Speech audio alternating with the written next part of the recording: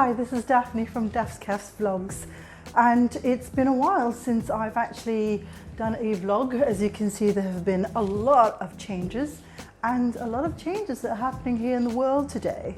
Well, just to sort of like ease everybody's boredom and for a little bit of amusement, I've decided, well, it's time for me to get off my big old rear end and to start vlogging again and doing a few more videos. Anyway, it's been 2 years since my remission. I'm still in remission, yay! And things have changed somewhat. The changes that have happened is that my daughter's become a vegan. I still am the same. I'm still very much a pescatarian. I've tried, incorporating meat into my diet, but after a couple of chews, it's just not happening. My body's rejecting it completely. And then we also have an omnivore in the family too. So trying to create delicious meals which are nutritious and that have enough protein and carbohydrates, vitamin and mineral content in it is always a bit of a challenge, but we have managed to do so. We're going to have a look at how to cook some vegan food that the whole family can enjoy. Today we're going to be cooking a pumpkin curry. Pumpkin curries are not that difficult to do. The most important ingredients that you need to have are your curry powders and also all the aromatics that go with it. If you have a small little backyard like I do, then it's easy for you to grow some lemongrass and some chilies, perhaps exchange with your neighbors like I did to get some kaffir lime leaves, and in exchange I gave some aloe vera plants because those seem to just grow in abundance in my backyard. And today, the pumpkin that we're going to be using comes from my very own backyard. I'm so proud. Right, shall we start cooking?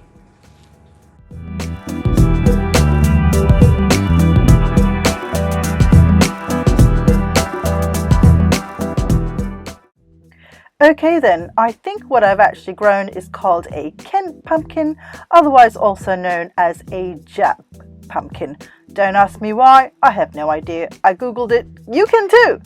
And apart from using it in this wonderful curry today, you can use pumpkin in all sorts of different manners. You can mash it, you can roast it, you can steam it, but we're going to do it in a curry today. And along with that, we're going to use superfood mushrooms, as well as green pepper, otherwise known as capsicum, as well as some hard tofu, which is full of protein and incredibly nutritious for you. Right, let's get a crack on. We've got some prep to do. Okay, let's get this bad boy cut up. Get yourself a really sharp knife so you can slice through it like butter. Oh, that was a good one. Okay, I'm not going to need this much pumpkin, so I'm just going to use a quarter. That's probably about 500 grams there. And the rest of it is probably going to go into the fridge and be made into a lovely spice pumpkin soup later on. Get off all the skin from the pumpkin. Yes, your fingers and hands might feel a bit tacky afterwards, but that's absolutely normal. And then we will chop this up into lovely bite-sized cubes. Please try and keep all the cubes as even as possible. The reason why we're doing that is so when you're cooking the curry, it all cooks evenly. Hence the cubes, which are the same size. Not because I'm a bit OCD. Right, onto the shrooms, as in mushrooms, as in the normal kind. I don't know what else we're talking about. I like to cut them fairly chunky because they taste a lot better when they're in the curry as opposed to the small little bits that are floating around. Very, very unkind to the palate. So here's a technique that I've actually learned about how to de-seed a capsicum without having to chop it up. You just push it in from the very top so it implodes, big word, and then you can remove the seed completely, seeds plural, completely, as well as all the little bits on the inside. Did you know that capsicums, green peppers, are loaded with vitamins and minerals as well as are a really good source of antioxidants? Now remember, I am big OCD. Please, when you chop it up into evenly sized bits. Thank you. We'll do the same for the tofu. I prefer using the firm tofu as opposed to the soft tofu. Tofu is very, very high in protein and incredibly nutritious for you. Okay, let's get to the herbs and spices. Here's a bag of kaffir lime leaves, which I received from my neighbors, and what I did was I froze a couple of bags and I just take out what I need. We'll need 4, so we'll just set that aside, as well as lemongrass. Now, I grow lemongrass in my backyard, so what I did is I just freeze it.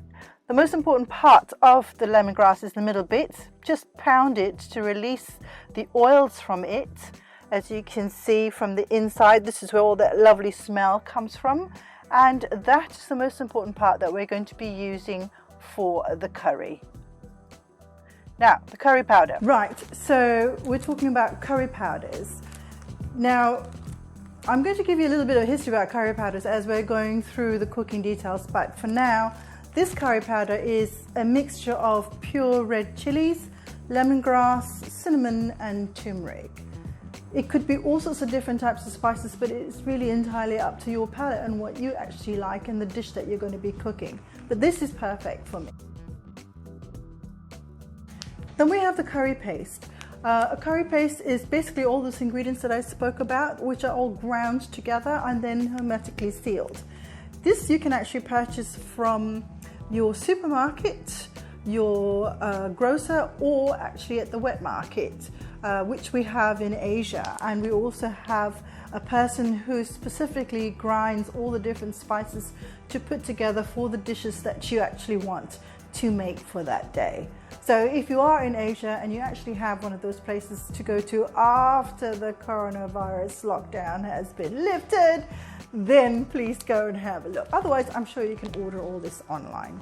Okay, we won't be using the fresh paste today, but we will be needing some coconut milk. Here we go. Right, let's get a crack on, get the stove going. I've got a couple of stock cubes in my hand, which I'm going to put into water later on. Let's get the onions into the oil. You can use any type of oil, coconut oil, peanut oil. I've used sunflower oil. And what I'm going to do now is I'm going to knot up the lemongrass, which I have pounded to within an inch of its life. That's why it's so flexible. I'll pop that into the pan and fry that along with the onions.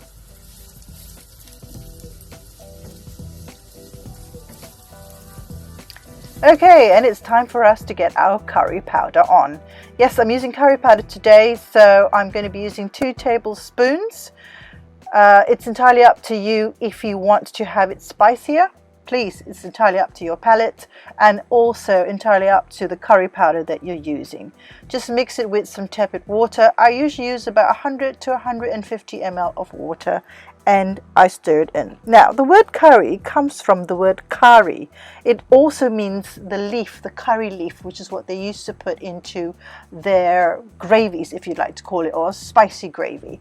And that's what it also means. It means a whole blend of different spices that are together, and basically it's just been lumped into one category and called a curry. Now, once you've blended all the water into the curry powder, this is what it should look like. Right, take your curry paste and add it to the onions, which I hope have been frying on the stove.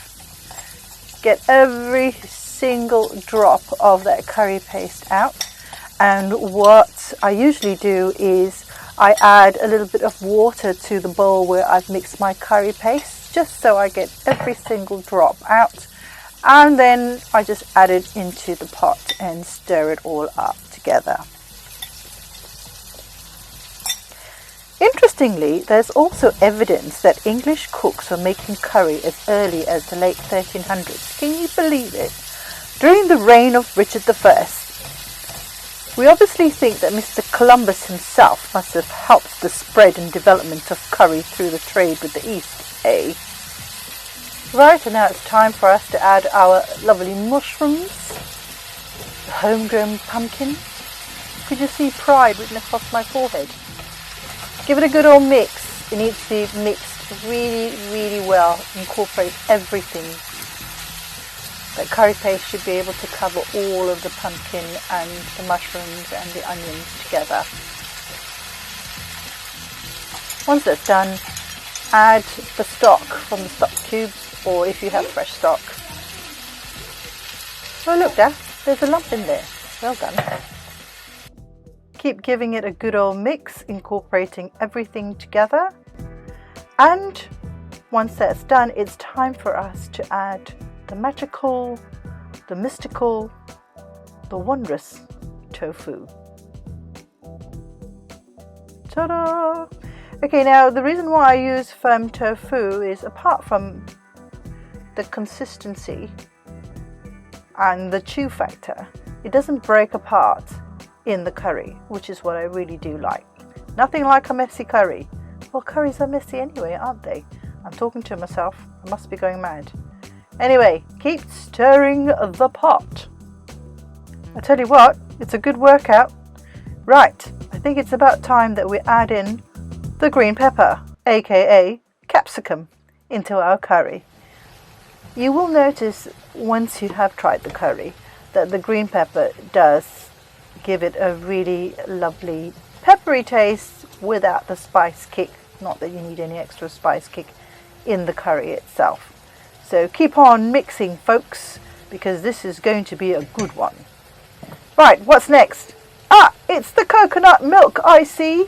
That's right, pour a whole can of coconut milk in there. We are so lucky today that we get coconut milk in tins. In the olden days, they used to scrape the coconut, and then they used to add water into the scraped coconut and squeeze it by hand, and that was how they got their coconut milk. But what do we get? We get everything in tins, or you can actually get frozen coconut milk in tubes now as well. Whichever way you decide to get your coconut milk, add it in with also 1/2 to 3/4 cup of water so that it's not too thick. If you don't have coconut milk, you can always use yogurt. Right, we're coming up to the end now. We're almost at the end line. It's time for us to put in the kaffir lime leaves, otherwise known to the fancy schmancy people as the aromatics.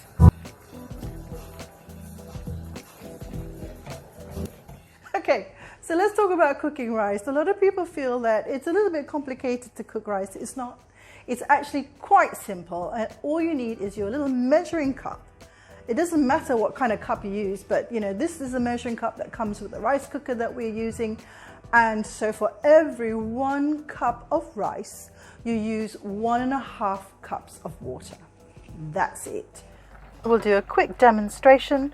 So that's 3 cups of rice, because my family do eat a lot of rice. And if it's 1.5 cups of water, then it's 4.5 cups of water altogether. Easy peasy.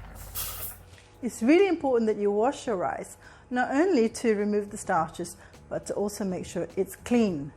Know what I mean? Okay, let's talk about coconut oil. What is not good about this product? You can use it for your hair, you can use it for your skin, you can ingest it, and you can use it to cook with. So not only can you use it to cook your curry with, you can also put it in your rice, which I will be showing you in a minute. So here's another little tip that I was shown by a friend. If you'd like to have your rice with a little bit more flavor, then add some coconut oil to it. So for every cup of rice, it's 1 tablespoon of coconut oil. Dum dum dum, time for a taste. Let's see if it needs any more salt. And the rice is done. Yes, now it's time to fluff the rice. What do you mean, how do you fluff rice? This is how you fluff the rice. You fluffify it. Is there such a word? Oh, hello, there's a cat. Whose cat is that? I don't have a cat. Come on, call the cat police. The cat's in the house. Right, lid back on. Let's get on with it. Right, and it's my favourite time. It's time to taste the food. Oh, watch me as I plate up this incredibly beautiful plate of pumpkin curry. That's right, Daph. Let it all run over your plate. Your plating skills are fantastic. Oh, look, there goes a runaway piece of tofu. Well, we'll just add another one on, shall we? And a bit of gravy, please. Thank you very much. Yes, I'd like to taste this. Where's the spoon? Can we get a spoon, please? Oh, don't forget the pumpkin. Very, very important. Thank you. Spoon. Taste. Lovely soft pumpkin. The green pepper adds a little bit of flavour. Lemongrass and the kaffir lime leaves come through as well. Coconut oil just makes it really superb. Curry is a dish best served shared. Thank you so much for being with me throughout this video. I hope you take away a little bit of knowledge with you and you do try out this incredibly simple recipe because it's so delicious and nutritious for you. And if you do like this video, please hit the like button below as well as subscribe. If you've got a suggestion or comments, also leave a message for me. I'd love to hear from you. Until the next time, please take good care of yourself. Bye.